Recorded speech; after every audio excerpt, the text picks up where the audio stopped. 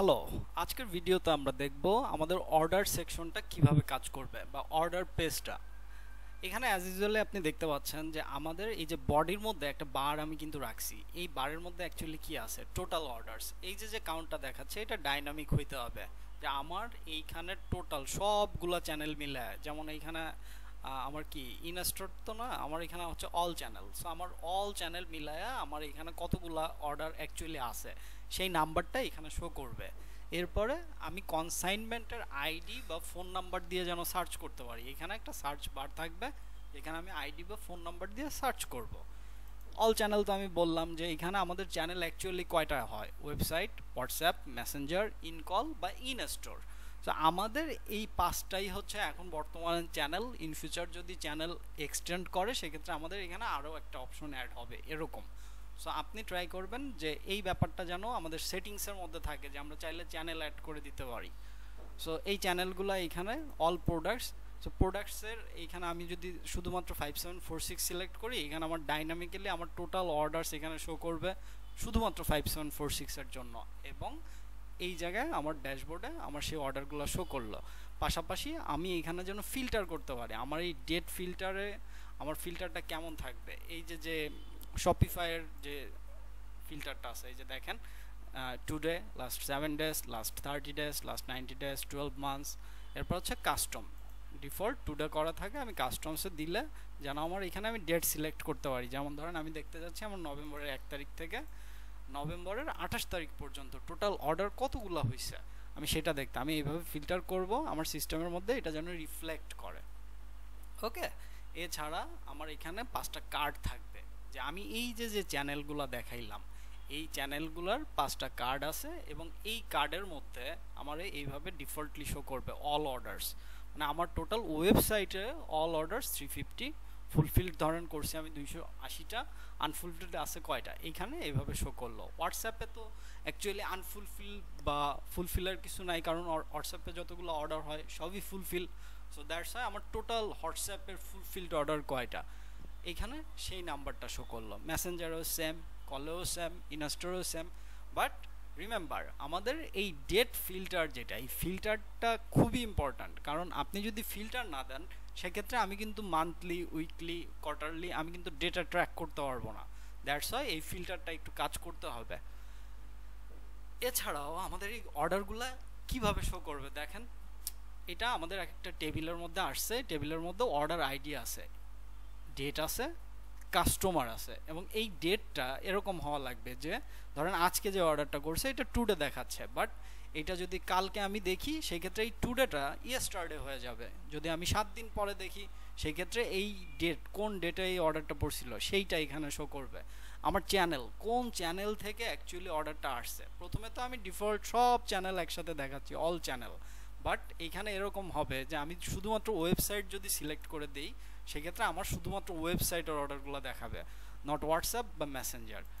ঠিক আছে, এরপরে আপনার অর্ডারের টোটাল কত টাকা, ওই অর্ডারের ভ্যালু, এখানে প্রোডাক্ট 5টাও হইতে পারে, এটা আমার হেডে কিনা, আমার ওই টোটালটা ওই সবগুলা প্রোডাক্টের সাবমেশন করে যেটা আসবে সেটা হচ্ছে আমার টোটাল।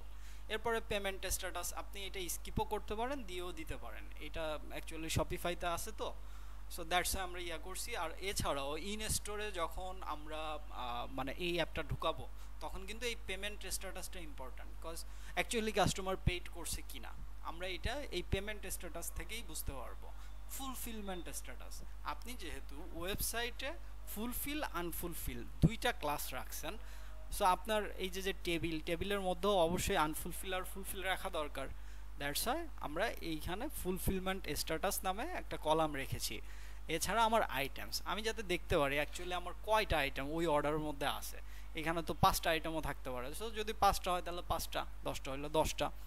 এরপর হচ্ছে আমার অ্যাকশানে যে আমি প্রিন্ট করব, ওই যে আমরা বারকোড দেখাইছিলাম মনে আছে, যে একটা কনসাইনমেন্ট স্টিকার, এটা প্রিন্ট করতে হবে। সো আমি এই বাটনে ক্লিক করে আমি যখন প্রিন্ট করব তখন আমার এইখানে একটা tick mark automatically system detect করে আমারও উঠাই দিবে।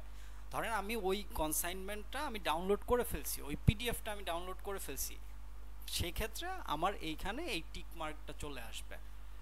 ফাইন, তো এরপরে আমার এই যে 5টা চ্যানেল, এই চ্যানেলের মধ্যে আমি স্পেসিফিক চাইলে ঢুকে দেখতে পারি। যেমন আমি ওয়েবসাইটের মধ্যে আসলাম, ওয়েবসাইটে আমার প্রথমে শো করতেছে ওয়েবসাইট, এরপর আমার টোটাল অর্ডারস, আমার অ্যাকচুয়ালি যে কয়টা অর্ডারস আছে সেই অর্ডারগুলো শো করবে, আমার টোটাল ফুলফিল কয়টা সেটা শো করবে, টোটাল আনফুলফিল কয়টা এটাও শো করবে।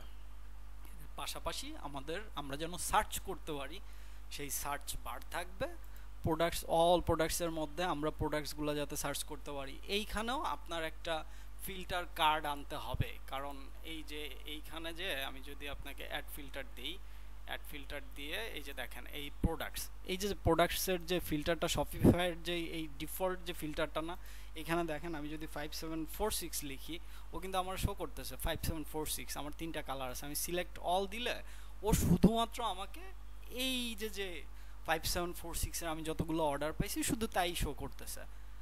ওকে, সো আমার এইখানের এই ফিল্টারটাও ওরকম হইতে হবে, এটা প্রোটোটাইপ, দ্যাটস হয় আমি ওরকম সুন্দর করতে পারি না, বাট আপনি যখন কোড করবেন ইনশাল্লাহ এটা দেখতেও ক্যাচি হবে এবং আমরা ইউজ করেও মজা পাবো।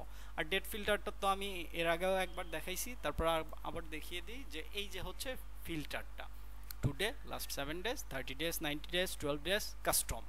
সো এইটা করলে আলহামদুলিল্লাহ আমাদের সবগুলাই কভার হয়ে যাবে। ঠিক আছে, আপনি সবগুলো অপশন আনতে পারলে ইনশাল্লাহ হয়ে যাবে। তো এই তো আপনার অল অর্ডারস, ফুলফিলড কয়টা, আনফুলফিলড কয়টা, এটা উপরে একটা সামারি আকারে শো করতেছে। এরপরে যদি আমি হোয়াটসঅ্যাপে আসি, হোয়াটসঅ্যাপে তো আগেই বলছি যে আনফুলফিলমেন্টের কিছু নেই, হোয়াটসঅ্যাপে হইলে ক্যান্সেলড হইতে পারে অথবা ফুলফিল হইতে পারে।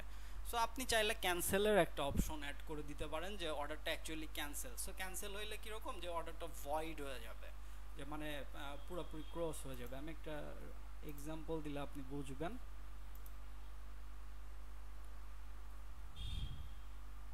যেমন এই দেখেন এই অর্ডারটা অ্যাকচুয়ালি আমার কাস্টমার ক্যান্সেল করতে বলছে, সে ভুল করে অর্ডার করছে, এরকম হয়। সো যদি ওরকম হয়, আমাদের কোনো এক্সিকিউটিভ যদি ওই অর্ডারটা ক্যান্সেল করে দেয়, সেই ক্ষেত্রে এরকম ক্রস আসবে। ঠিক আছে, সো ক্রস চলে আসলে আমরা বুঝে ফেলবো যে ওই অর্ডারটা ভয়েড হয়ে গেছে। ফাইন। তো এরপরে আমার আছে কি মেসেঞ্জার, আমি মেসেঞ্জারে আসলাম, মেসেঞ্জারে আসলে শুধুমাত্র মেসেঞ্জারগুলো শো করতেছে। আমি কলে যদি আসি সেক্ষেত্রে শুধু কল, আমি যদি ইন স্টোর আসি সেক্ষেত্রে শুধু ইন স্টোর।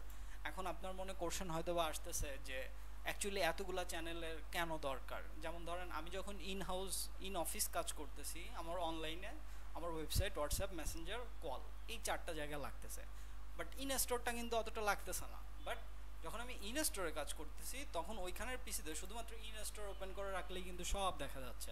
আর এটা যেহেতু আমাদের পস থেকে ডেটা টানবে, সো এইখানে তো data automatically row by row update হইতে থাকবে। ঠিক আছে, আর আপনি এরকম কিছু অপশন রেখে দিবেন, নিচে এরকম একটা পেজিনেশন রাখবেন, তাহলে আমাদের ওই পেজ অনুযায়ী যাইতে সুবিধা হবে। ঠিক আছে, সো এই তো ভাইয়া, এই ছিল অর্ডার। আর আপনার এই লেফট সাইড বারটা কেমন হবে বা হেডার বারটা কেমন হবে, এটার জন্য আমি আপনাকে একটা HTML টেমপ্লেট রেডি করে দিব না। ঠিক আছে, তাহলে আপনার টাইমও বাঁচবে, আর অ্যাটলিস্ট আমরাও কীরকম চাচ্ছি আপনিও বুঝতে পারবেন। ওইটা আমি অ্যাজ সুন অ্যাজ পসিবল ইনশাল্লাহ করে দেওয়ার ট্রাই করব। সো ভালো থাকবেন।